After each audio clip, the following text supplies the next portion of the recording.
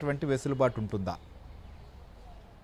ప్రస్తుతం సుప్రీంకోర్టు ఇచ్చినటువంటి ఆదేశాలతోటే మరోసారి అంటే ట్రయల్ కోర్ట్ ఏదైతే ఉందో సిబిఐ కోర్టులో మరోసారి ఈ అంశానికి సంబంధించి విచారణ జరుగుతుంది. ట్రయల్ కూడా జరిగేటువంటి అవకాశం ఉంటుంది. దాని తదుపరి ఈ ట్రయల్లో ఈమెకు వ్యతిరేకంగా ఉన్నటువంటి ఆధారాలని పరిశీలించిన తర్వాత తీర్పును వెల్లడిస్తుంది.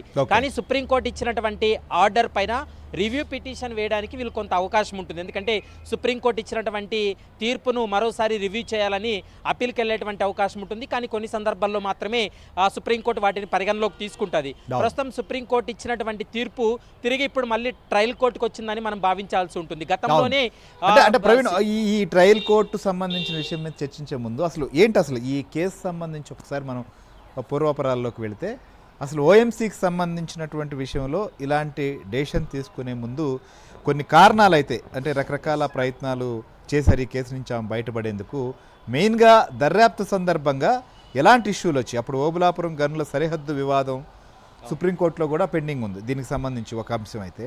రెండోది ఈమె తీసుకున్నటువంటి నిర్ణయాలు, ఎందుకంటే ఆమె అప్పుడు అధికారినిగా పనిచేస్తున్నారు, గనుల శాఖ సంబంధించినటువంటి బహుశా నాకు తెలిసినంత వరకు కార్యదర్శిగా ఉన్నారు. సో అయితే ఎందుకు ఆమెను ఈ కేసులో చేర్పించాల్సినటువంటి పరిస్థితి వచ్చింది? ఎందుకు సిబిఐ ఇంతలా వాదనలు వినిపిస్తోంది? సిబిఐ కేసు నమోదు చేసిన తర్వాత ఇందులో సుదీర్ఘంగా విచారణ జరిపి మరోవైపు ఇందులో సాక్షుల యొక్క వాంగ్మూలాలు నమోదు చేసిన తర్వాత చాలా అంశాలు బయటకు రావడం జరిగింది. ప్రధానంగా మనం చూసినట్లయితే ఓఎంసీ కేసు డిసెంబర్ 7, 2009లో కేసు నమోదైంది. మరోవైపు ఓబులాపురం మైనింగ్ కేసులో 2011లో సిబిఐ మొదటి ఛార్జ్షీట్ వేసింది. మొదటి ఛార్జ్షీట్ వేసే సమయానికి చాలా కీలక అంశాలు కూడా వెలుగులోకి రావడం జరిగింది. అందులో దాదాపు 219 మంది సాక్షులను విచారించినటువంటి సమయంలో శ్రీలక్ష్మికి వ్యతిరేకంగా వాళ్ళు సాక్షులు వాంగ్మూలాలు ఇవ్వడం జరిగింది. ఒక సమయంలో ఈ యొక్క ఓఎంసీకి ఈ యొక్క గనులను కట్టబెట్టినందుకు ఆమె లంచం డిమాండ్ చేసినట్లు కూడా చాలామంది సాక్షులు వాళ్ళు వాగ్మూలాలు ఇచ్చినటువంటి పరిస్థితి కనపడింది. దాదాపు 3377 డాక్యుమెంట్లను స్వాధీనం చేసుకొని వాటన్నింటినీ కూడా పరిగణలోకి తీసుకున్న తర్వాతే ప్రస్తుతం శ్రీలక్ష్మిని నిందితురాలుగా చేరుస్తూ గతంలో సిబిఐ ఛార్జ్షీట్ కూడా ఫైల్ చేయడం జరిగింది. దానిపైన ట్రయల్ కోర్టు విచారణ జరిపింది. విచారణ జరిపినటువంటి సమయంలో ఈమె ఒక డిశ్చార్జ్ పిటిషన్ వేసింది. ఈ డిశ్చార్జ్ పిటిషన్ ఎందుకు వేసిందంటే ఇది ప్రభుత్వ నిర్ణయం, తనకు ఎలాంటి సంబంధం లేదు, కేవలం ప్రభుత్వం తీసుకున్నటువంటి నిర్ణయంతో ఓఎంసీకి ఆ గనులను కూడా కట్టబెట్టారు తప్ప తన ప్రమేయం లేదు. కాబట్టి ఈ కేసు నుండి తనను తప్పించండి, ఈ కేసులో తనను నిందితురాలుగా చేర్చారు, ఛార్జ్షీట్లో తన పేరును తప్పించాలంటూ కూడా సిబిఐ కోర్టులో ఆమె డిశ్చార్జ్ పిటిషన్ వేస్తే ఆ డిశ్చార్జ్ పిటిషన్ను సుదీర్ఘంగా విచారించిన తర్వాత ఆమె పిటిషన్ను డిస్మిస్ చేశారు మొదటి దశలో. మరోవైపు ఆ సిబిఐ కోర్టు ఇచ్చినటువంటి తీర్పును సవాల్ చేస్తూ తెలంగాణ హైకోర్టులో ఆమె సవాల్ చేయడం జరిగింది. తెలంగాణ హైకోర్టులో సింగిల్ బెంచ్లో సుదీర్ఘకాలం విచారణ జరిగింది. సుదీర్ఘకాలం విచారణ తర్వాత శ్రీలక్ష్మి యొక్క ఆర్గ్యుమెంట్స్కు ఆమె యొక్క వాదనలకు ఏకీభవించి సింగిల్ బెంచు ఆమెను అంటే నిందితురాల లిస్టులో నుంచి తీసేసింది, డిశ్చార్జ్ పిటిషన్ను అనుమతించింది.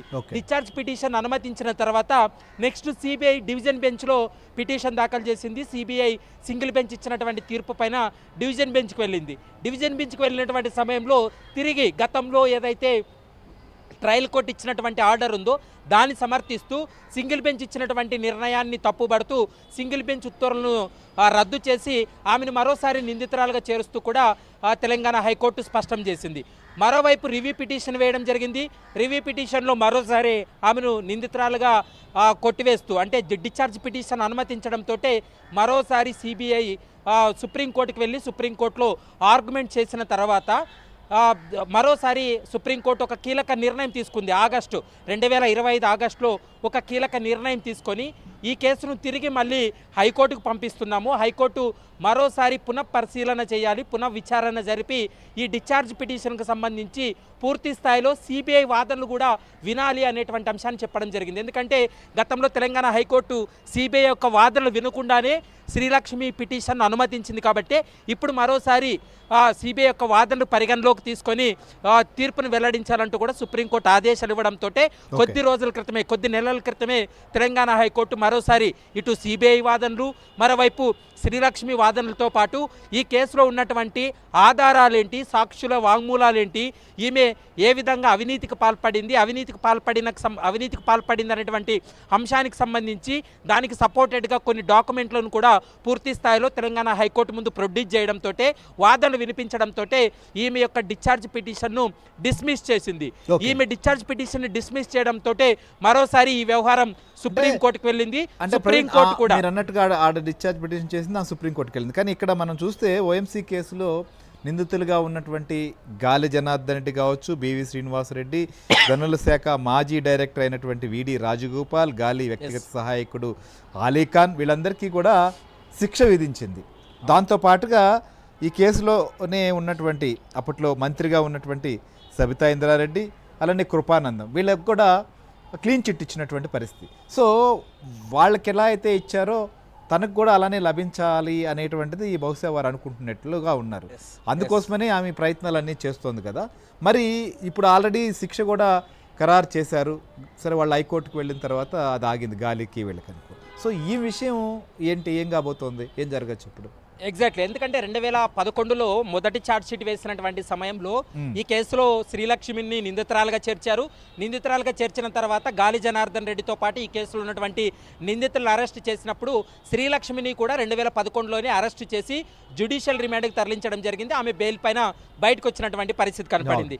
దాని తర్వాత ఈ కేసులో ప్రధానంగా ఇప్పటి వరకు వీళ్ళు అవినీతికి పాల్పడినటువంటి అంశానికి సంబంధించి ఇటు తెలంగాణ హైకోర్టుకు కానీ, మరోవైపు సుప్రీంకోర్టుకు చెప్పినటువంటి అంశం ఏంటంటే, సుమారు 8.5 లక్షల టన్నులు ఇనుప ఖనిజాన్ని అక్రమంగా వీళ్ళు తరలించారని, అది కూడా ఓఎంసీకి కట్టబెట్టారనేటువంటి అంశాన్ని స్పష్టం చేయడం జరిగింది. వాటికి సంబంధించి ప్రభుత్వానికి ఎంత ఆదాయాన్ని వీళ్ళు కొల్లగొట్టారు, దాదాపు 880 కోట్లకు పైగానే ప్రభుత్వ ఆదాయానికి ప్రజా ధనం దుర్వినియోగమైంది అనేటువంటి అంశాన్ని కూడా ప్రధానంగా సిబిఐ తన యొక్క కౌంటర్లో కావచ్చు, ఆర్గ్యుమెంట్లో కూడా చెప్పడం జరిగింది.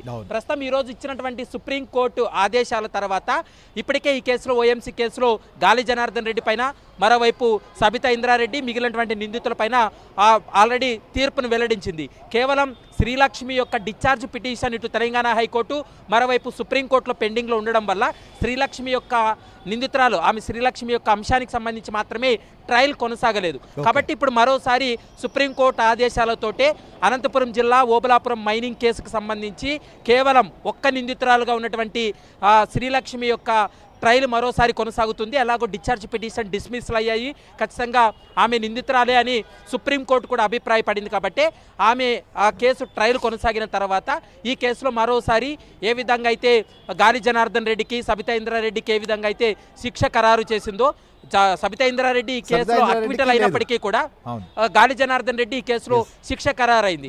అదే విధంగా శ్రీలక్ష్మి, లేకపోతే ఆయన డైరెక్టర్లుగా ఉన్నటువంటి వాళ్ళు, ఆయన అనుచరులు అలీఖాన్, వీళ్ళకి మాత్రమే ఖరారు చేసినటువంటి పరిస్థితి. ఎగ్జాక్ట్లీ. ఇప్పుడు అదే విధంగా ట్రయల్ కోర్టు కేవలం ఈ కేసులో, ఓఎంసీ కేసులో ఈమె పాత్ర ఎంత ఉంది, ఇప్పటి వరకు 2011లో ఛార్జ్ షీట్ తర్వాత మొత్తం ఇప్పటి వరకు ఓఎంసీ కేసులో 4 ఛార్జ్ షీట్లు ఫైల్ చేశారు. ఈ 4 ఛార్జ్ షీట్లలో